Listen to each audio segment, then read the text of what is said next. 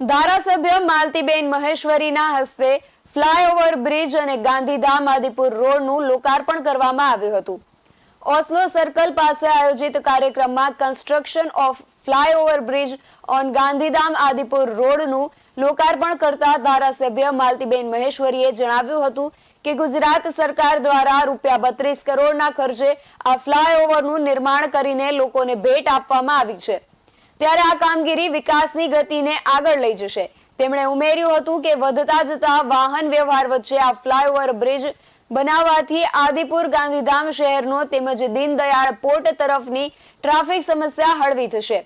આ પ્રસંગે તેમણે વધુમાં ઉમેર્યું હતું કે ગાંધીધામના વિકાસ માટે ₹1.25 કરોડની ગ્રાન્ટથી આ બ્રિજ નીચે શ્રી બાબા સાહેબ આંબેડકરની પ્રતિમા સાથે અન્ય ભાગનું બ્યુટિફિકેશન કરવામાં આવશે.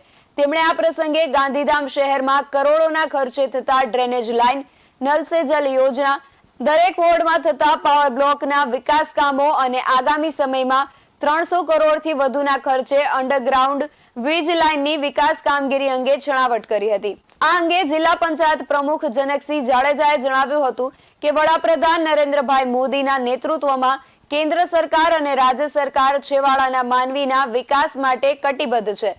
ત્યારે નિર્માણ પામેલા ફ્લાયઓવર બ્રિજના કારણે ટ્રાફિક સમસ્યા હળવી થશે તેમજ સમય અને ઈંધણનો બચાવ થતા લોકોને ફાયદો થશે. આ કાર્યક્રમમાં નગરપાલિકા પ્રમુખ તેજસભાઈ શેઠ, તાલુકા પંચાયત પ્રમુખ શાંતિબેન બાબરિયા, જિલ્લા પંચાયત સદસ્યો, તાલુકા પંચાયત સદસ્યો તેમજ અગ્રણીઓ ધવલભાઈ આચાર્ય, પંકજભાઈ ઠક્કર, બાબુભાઈ ગુજરિયા સહિતના પદાધિકારીઓ તેમજ સંબંધિત વિભાગના અધિકારીઓ ઉપસ્થિત રહ્યા હતા. Bureau report BS9 TV news Bhuj.